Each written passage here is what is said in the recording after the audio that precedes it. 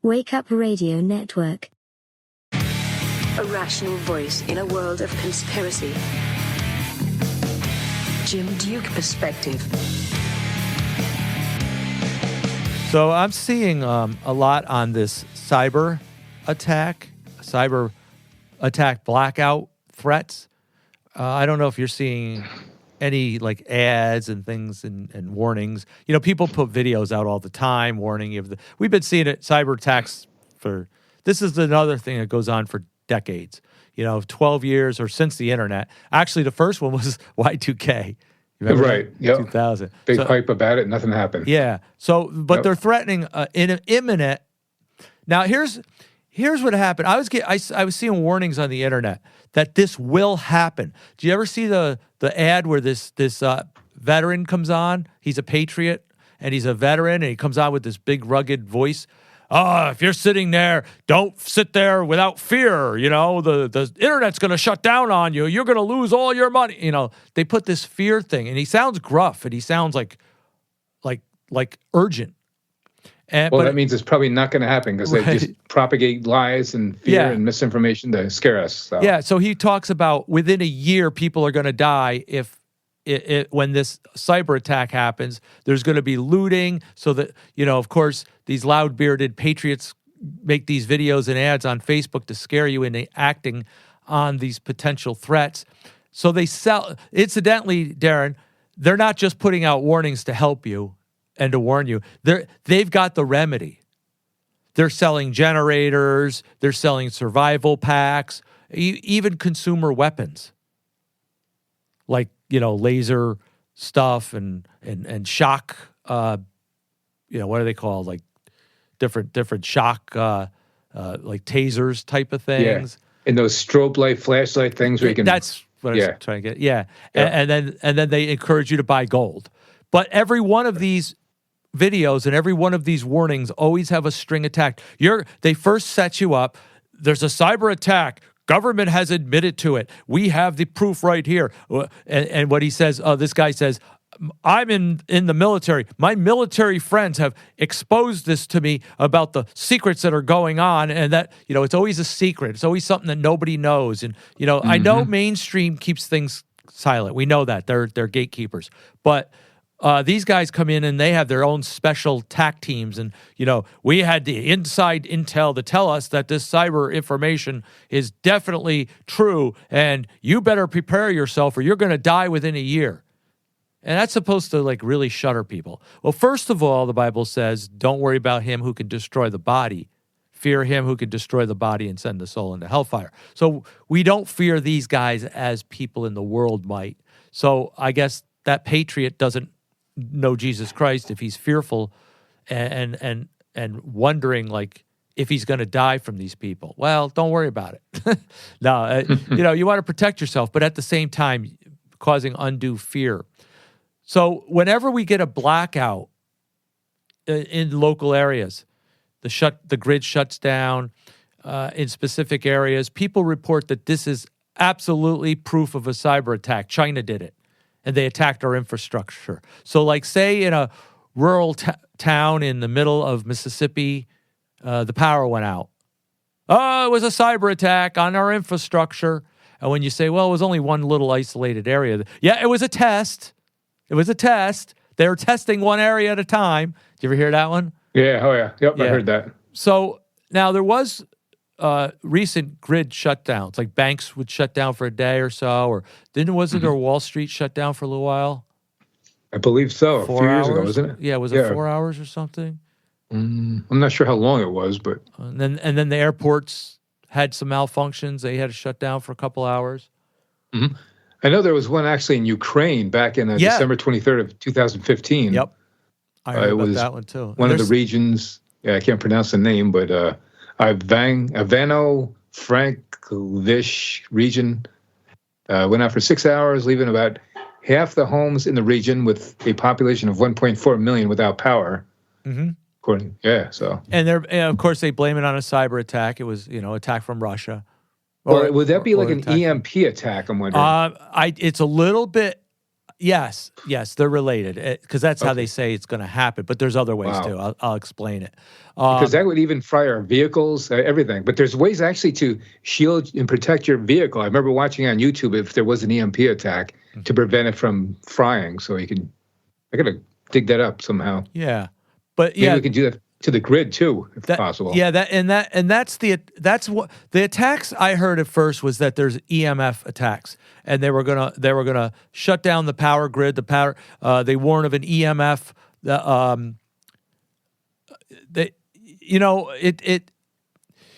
They warn of the EMF, but some systems will work even with an EMF.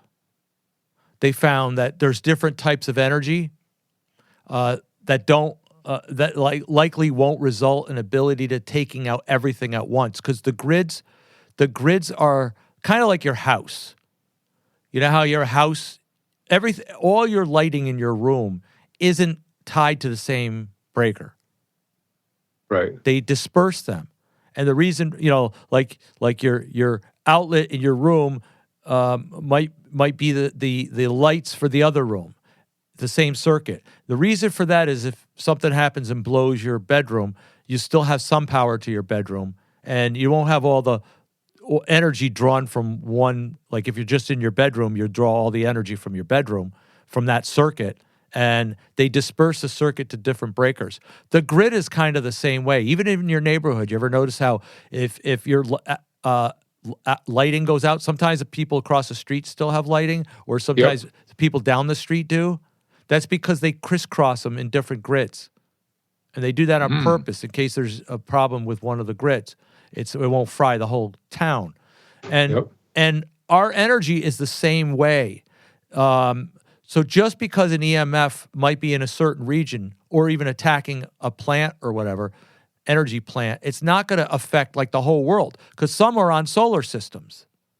Some are on, nuclear. I don't know nuclear, but they have different ways. So I don't know if it would work that way, but the reports that I got, here's one of the reports I got. This is a recent one. FBI director Christopher Wray, he warned that Chinese hackers are preparing for cyber attacks. So what they're doing is it's saying that the Chinese Communist Party have actually employed hackers to hack into the infrastructure. It's not an EMF that they're worried about. That's a different attack. People are threatening that we're going to get a satellite EMF.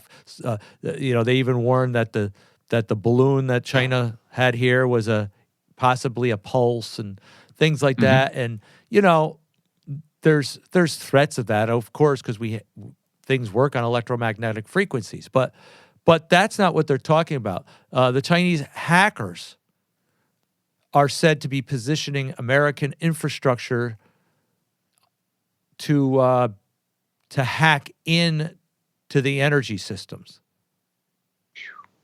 That would not be good, I'll tell you. No, it's not, because it would affect the water treatment plants, electrical infrastructure, natural gas pipelines. And it says that the Chinese hackers, this is from the FBI informant or director, I guess he's a director, hackers are working to find and prepare to destroy or degrade the civilian critical infrastructure that keeps us safe and prosperous. That's how he puts it.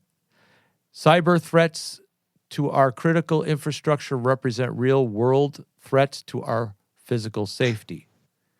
The Chinese government has previously denied allegations of hacking. Of course, they have to deny it because they're not going to admit it. Chinese President, how do you pronounce that? Xi Jinping. He assured that President Biden that he would not interfere with the elections, and he would, his country was not at all doing this. Of course, from one Illuminati, system to another Illuminati system. We're not doing this to you. Wink, wink.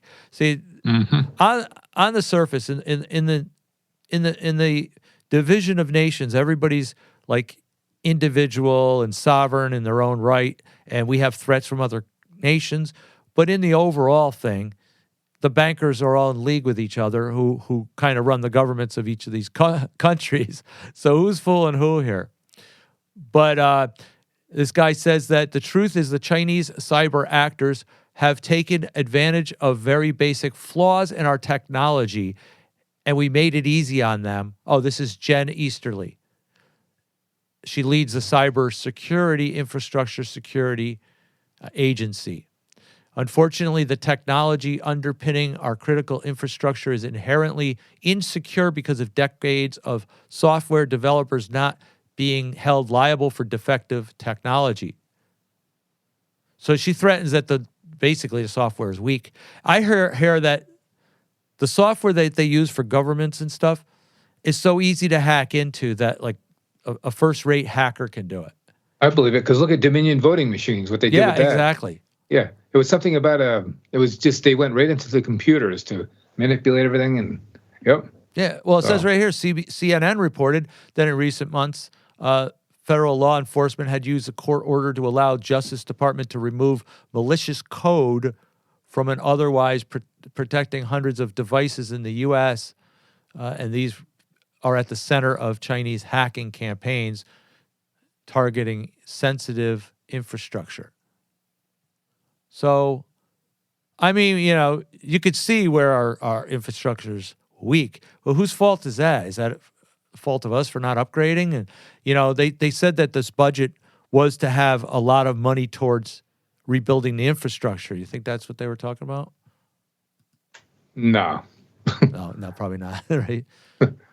If it helps Ukraine's or Israel's infrastructure, absolutely. But ours, right. Forget about our country and our veterans. Just let's focus on the illegal aliens. Yeah, we're skeptical of them for helping us. Mm-hmm. So experts say cyber attacks likely to result in blackouts in the U.S. Now, this is a report. Now, you got to remember, this stuff was going on for a long time. That report I just read was new. This report is like 3 years old now.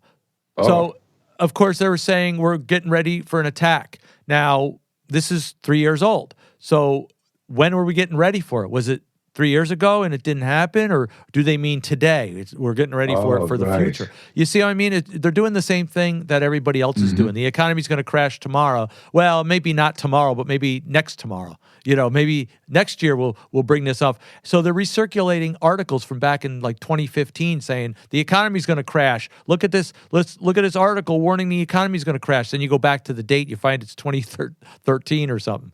It sounds like they're crap shooting. So if it ever does happen in the future, they're going to say, "See, we said it's going to happen, but they didn't specify a date." Yeah, that's right, and that's my speculation. Why the internet is also reporting it? Why you get these pseudo collective truther videos who all seeing warnings for everybody. They feel they're doing their righteous deed. That's why you're getting them all out there mimicking this stuff, because they want to be the first also. They want to be the first to say, "See, I told you." And they're competing for popularity on the internet, Now, I'm just reporting what this guy said, and I'm reporting an article from 2015 just to compare it. I'm not spreading the fear. I'm just sharing with you what these people are saying. So they said a cyber attack hit the power grid. This is the one you were talking about in Ukraine. Yes. Shutting off power to homes. And they said it was what'd I say? They probably would have blamed it on Russia, right? That's exactly what this said. They said you did say that. It was blamed on Russia. Cyber criminals. A cyber attack against their electric grid. Yep. I called it. Yep, you're right. Not surprising, though. No. They're liars. Yeah, right. So, you don't know. It could have, been anything. But it only took out a regional power company. So, they asked do you think this is a wide scale issue? And the answer was probably not. We're addressing companies like utility companies. So you see what I mean, Darren? Even if it happened, it's not going to happen wide scale. Like the whole country's going to drop out and everybody's going to die in a year like that video said. Right. Good. I hope. Can you put that in writing? Because I thought with an EMP, I thought it would just wipe everything out simultaneously, but It might not, because you got Yeah. different systems. Yeah, it's gonna fracture the electromagnetic system. But if something is hardwired, it's not, might not work. If something is solar powered, yeah, the delivery of those things may be fragmented, but it's not gonna necessarily cripple all the areas at once. But what are they gonna do? Do a whole EMF or EMP on the whole nation at once? I mean, Well, I don't know. It's just if it was high enough or whatever, Yeah. it would. hopefully we take it out if we saw that. Right.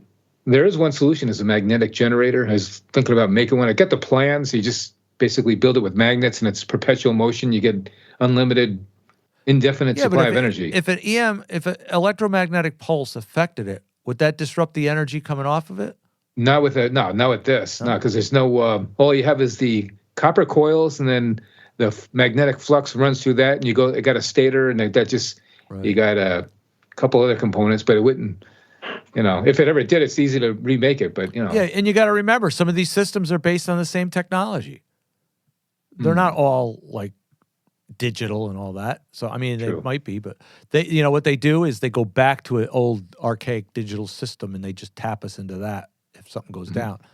But this is why they're saying, they're warning blackouts. This video's warning blackouts throughout the country. Imagine if the whole country shut down. And then this article here just says, well, the chances that it's going to wipe out everything at once, a whole blackout in the U.S., is unlikely. I mean, depends what time of the year it does. If it's like in the heat of summer and the freezing winter, then it's going to be bad. But if it's spring and fall across the entire freezing Earth, weather, yeah, that brings up another point. An article I read talked about what happens in the freezing weather. In the freezing weather, okay, when it happens, the transmitters are automatically have relays that shut them down anytime there's any kind of power surge, freeze, or anything. It shuts them down automatically to save them so that they don't go down. Wow. So there's a lot of stuff we don't know about. We just hear the hype of, oh my gosh, they're going to kill us. Mm-hmm. Fear-mongering, that's all it is. Now, July 2021, Congress took action against action to guard against cybersecurity threats, but for a particular aspect. See, a lot of the guys will take these articles and they'll make a video saying, see, the Congress has a vote in it about this stuff, so they're taking it seriously. So you'll hear them say, see, they take cyber attacks seriously, and they're preparing for an EMF. Well, that's not what this says, but that's what they're saying. And then they show you this article, and then they show you this briefing that I have in front of me from the Department of Energy releasing a cybersecurity capability maturity level model structure here in emergency response. They take this and they link it together and tell you that they're scared that China's going to blow us up. That's not what this article says if you read the article. It's talking about critical energy infrastructure, and specifically, it wasn't talking about our utility system. It was talking about it was talking about the Colonial Pipeline. Oh. See what I mean? But they do that little switcheroonie where they don't tell you the actual details, and they leave the title up there. Congress takes seriously cybersecurity threats, and they go, oh my gosh, see? They even know China's going to attack us. No, this is talking about cyber threats against a certain pipeline. But it does extend to warn that, yes, it could entail that there are weak spots in our other networks too. But that's not what they're saying in this article. And that's, it's not saying every system is going to go down. It was just particularly talking about the pipeline and that. A bill was produced to address security measures for a potential cyber attack on the energy infrastructure. This one is, what's the date on this one? This was, I just lost the date on this one. This was in, I don't have the date on this one someplace. Here it is. Oh, this was a couple of years ago, or last year, actually. This was 2023. Talks about the infrastructure extreme. This one doesn't talk about China sending an EMF or China having hackers. This is talking about extremist groups hacking, getting involved, and causing threats. Trying to get attention for their activism. It says seeing how easy it is to do it, it's easy to do. There's still a threat, but I mean, who's going to do it? Is it a threat for China? We got to worry about China. Is it a threat from aliens of outer space? Do we have to worry about aliens in outer space? Is it going to, is Biden going to do it? Is our hacker? It's coming. But are we going to fear? You got to fear that people are going to loot your house tomorrow. I mean, you never know. But do we go around running around with our heads cut off saying the sky is falling? People are going to loot my house tomorrow because it's possible? No. You worry about it when it happens, but you prepare before it happens. And that it doesn't hurt to prepare. Yes, get your infrastructure up to code. You know what I mean? But to go around warning you're going to die in a year because it's going to happen, it's imminent, they're going to attack us next month, that's fear-mongering. We got to be careful how much fear we put in there. But, Darren, if we're doing that just to bring attention to it and sell our weapons and sell our supplies, isn't that a good cause? We're helping the economy. On fear, but hey, I got a bridge to sell you if you want. It's happening all over the place. Matter of fact, I can give you rights to the Brooklyn Bridge. They used to sell stars, believe it or not. Yeah, I know. People would actually be dumb enough to buy a star. You get a certificate. How do you know that they aren't double dipping on that? Selling it to other people, your too. star. I got a certificate that's my star. And then somebody on the other side of the country says, I have a certificate that's my star. And both of you have the same star, but you're not going to tell each other. Big that fight star's over that star's Darren's. I'm going to name it Darren's Star. And this guy says, hey, that's Roger's Star. I'm going to name it Roger. Yep. And both of you are naming court for it. Yeah. But you both own it. Yep. You claim that star for yourself. How many stars are just basically circulating the same paperwork and just giving it? It's probably one star they're selling. And everybody's got that same star. Of course. This was many years ago, like decades ago. I don't know what they were selling it for. I think $500 or something. I could sell you a portion of the Brooklyn Bridge, Darren. I'll sign a document tonight, right? That I dedicate this portion of the Brooklyn Bridge to you, and you can sign it, right? And give me my money, and then every time you go to the Brooklyn and go to that part of the bridge, that part is going to be dedicated to you. How's that sound? Lousy. Well, people buy into this stuff. Yeah. So so the bill is there are bills addressing our weak energy infrastructure, and they do got to be careful. They don't know. Extremists can get it. So there is something to this. So but not to the extreme. So, like I said, it's likely to take advantage of the weak energy systems, but is the whole thing vulnerable at once? I don't know. There was an article here. Now, I just want to sum up with this. I found an article called Practical Engineering, and it's from 2022, explaining how we would survive through a total grid collapse. So just for kicks, let me read through some of this. Talks about power plants. First of all, they have relays that track inconsistencies that are likely to protect against spikes or vulnerable areas. But most of us, the article says, most of us experienced a power outage at some point. And they're usually short, lasting minutes, hours, sometimes days, small areas at a time. A wide area interconnection, that's the technical term for a power grid, is designed that way on purpose. Remember what I explained to you? They're designed to have only portions of it are on each of the systems. Right. So multiple paths power can take to get to the same destination, and power users and producers are spread out, reducing the chances that there'll be impact at once. Okay? Now, having everyone interconnected is a vulnerability too, because if things go very wrong, everyone's affected. We're in the midst of a deep dive series on wide-scale outages to the power grid and a mismatch between supply and demand. You know, this is the thing where, you know, certain areas, like you get larger blackouts because everybody's using their energy at once and it kind of overwhelms the grid. Well, that's like air conditioners. Yeah, that's possible. It causes more major blackouts. Natural disasters do it. Engineering errors happen. And deliberate attacks can also affect it. It could be a few hours. It could be days, whatever. You don't know what to expect. And it says one thing to keep in mind, that even during a blackout, you may still have cell service because cellular networks use base stations mounted on towers or rooftops. Major telecommunication facilities are usually prioritized grid circuits and may have redundant power feeds from multiple substations. So even during a blackout where the entire grid is completely disabled, you still may be able to get service. Problem is that everybody's working off the same services, so you're not, you know, it's going to prioritize to emergency services. That's why they tell you not to use your phone during emergencies.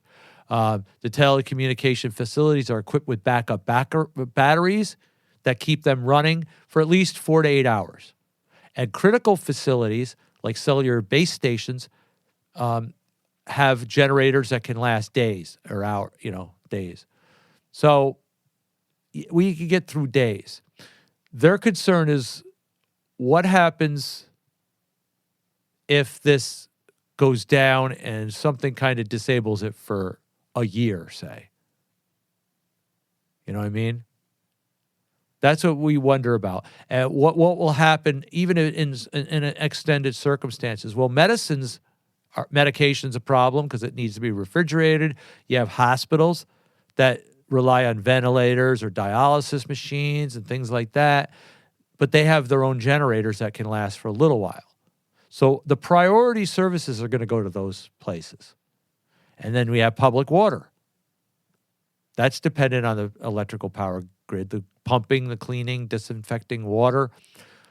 So, of course, there's, possible you'll lose your municipal water if something happens major. Most cities have backup generators and elevated storage to account for potential emergencies. So, there's elevated tanks.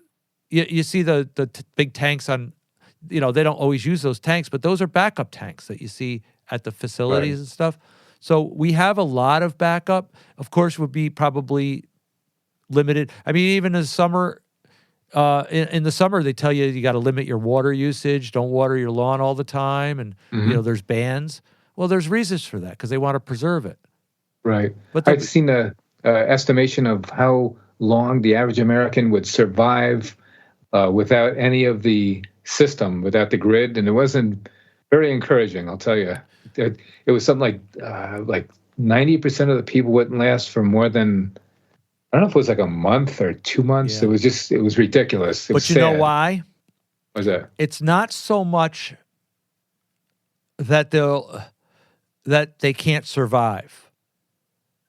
Their greater dependency of life is taken. They don't have the water they thought they had. They don't have this.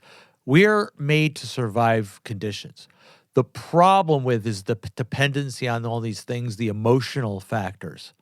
They'll fear and then the emotions set in and they start getting psychologically discouraged. And also, if you have to get around, you got to remember there's not going to be gas for your car, so you only have a certain amount of ration of gas left. You can't charge your phones and your cigarette lighters because the fill stations can't supply it.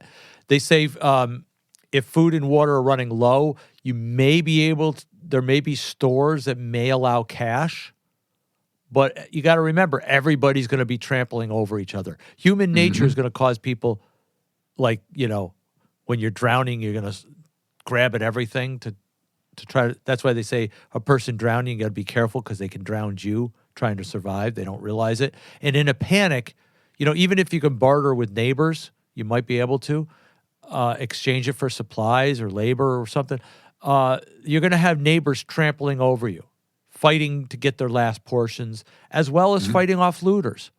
So if we don't survive, it might be more of the psychological factors, not the fact that we can't survive. Right. In fact, here's an article in the Times Union, the YouTube about a black swan event is about to devastate the U.S. economy, and the government is terrified. I got my screen share on right now. Yeah, what is that? U.S. They're urging a black swan event is about to devastate the U.S. economy. This was put out 34 minutes ago. Black swan, what's that mean? Black swan means just something huge. Heard it more than one sources, but something about the U.S. dollar. Bloomberg dollar index has gained more than 4% this year. U.S. exceptionalism, geopolitical risk underpin the greenback. Yeah. So, well, you got to remember this also. Me and my cousin were talking about this. The banks never fail. We talked about that. The banks never fail. They say they fail. We bail them out, but they don't. They can't fail. They don't fail. They're not made up to fail. They know how to get through things. Economies crash for a reason, because they're trying to insolvent the market, and people panic. Volatility sells, or volatility, in this case, panic causes them to sell off. But volatility sells. I mean, in a general aspect, that volatility affects people and it's used. And these people know how to make people panic, how to cause recessions, because in a recession, everything plummets. That's the best time to buy. The stock market people know. They'll just buy up. And then when the economy bounces back, because it always bounces back, Darren, the economy always bounces back. Even if the inflation happens, the economy always bounces back. And the people that took the risk and didn't sell off or bought when things were low are the ones that prosper over it. And you know, instead of fearing, if you learned how to ride the wave, you'd be much better off. Well, they did do the numbers, and people are buying more, even though the inflation is up. I was watching some telling numbers there. Yeah, well, I mean, buying stocks and stuff, and even that too. Yeah, stocks are just items. You want to buy when you hope the economy crashes. That's when you get your bargains. Here's another video. Proof everyone is going broke. I know LA is. I saw that. I saw that. So are those numbers on CNBC true or not? Is everybody actually buying, or are we actually broke? That's the question. I know they lie through their teeth, CNBC. Well, if you cause a hysteria, if I tell you everybody's losing, everybody's broke, everybody's inflation, you can't buy nothing now, psychologically, contagion sets in. Everybody's going to lose hope. And what that does is it lets flourish those that are wealthy or those that know better to take advantage of it, and everybody else goes in a tizzy and goes into fear. You can control people when they're in fear. You can't control them when they're prosperous. Right. Just like with the Battle of Waterloo, when they bought the stocks, they sold the winner, and people thought they lost. And that's a classic example, because that's how the Rothschild gained their wealth is they were privy to know that Napoleon lost the war, but they acted though as if France won the war, which meant France would be controlling the central bank, and they all sold their stock to make it perception, to make it look like they panicked, and everybody else panicked, followed it, sold all their stocks, and the Rothschilds bought them up for pennies. That's how you do it. I got to hand them credit. That was smart. Yeah. But that's the same thing could be done today. Then why are people panicking so bad? Because the people that are buyers aren't in the stock market. They don't know they don't know that the market can up and go down. They just see the higher gas prices and the higher inflation, and they just go into a panic, and they buy what they can now because they're going to starve and they run out of money. You know, it'd be better to just sit and ride it out and buy up the stocks as they drop. You know? Oh yeah. But anyway, I'm not a financial expert, folks. So don't take my advice. I'm the last person. I'm the type of person. As soon as I go into a market, it could be following a trend that's always been like this for 30 years. I go in and it takes a whole different trend. You know, I think they're watching me. So whether it's intraday or long term, I noticed that too. It's like, is there an AI watching your your buys and sells, and they do just the opposite? Try to get even with you or something. They have something on you. Yeah, exactly. They're just watching you. Right. Yeah, just you. Yeah. It's and they're not like the time whole other travelers. millions of people on the stock market, Darren. It's just you. Just you. The whole stock market's set up so that when you go in, they're waiting for you. Yeah. Many people have said that too. It's like I thought that myself because I'm like, this is freaky. It's doing the exact opposite. They had to be saying, oh, Jim's in this. They're watching Jim out of the whole millions of stock. Let's watch Jim in his little petty stock, his petty shares. Yeah. You know, we don't want him to prosper his $200. Let's get him. Yep. That's funny. That's what it seems like anyway. That's why it's good to use like bigger, heavier weighted securities like Apple or Microsoft, something. One of the what do they call it? The Magnificent Seven. Yeah. And this way, it's more difficult for them to manipulate. So, all right. But still, even then, you go in. Jim Duke it'll just do the opposite. Yeah. Maybe I should do it just to help people. Yes. I'm going to go on this stock now, everybody, just so you know. Stay clear. Buy some puts. Yes, buy some puts against my... Jim's going along the stock, buy puts, people. Exactly. Just do the opposite. Yeah. All right. We'll end it there. We gave our stock tips for today. All right. Thanks for listening. My website so far is still jimdukeperspective.com. I'm renewing it, so I'm going through that. So you might not see any changes on it for a couple weeks while I sort out the renewal. So the website, the podcast can be heard on any of your favorite apps. Check it out. Subscribe to it, please. Give me a like on Facebook, Jim Duke Perspective. I have a page there, and I'm on Twitter as Jim D Perspective. So check it out there. And my YouTube channel that I put some of these on is Jim D Perspective as well, because I got banned from that. All right, we'll see you next time. Thanks for listening.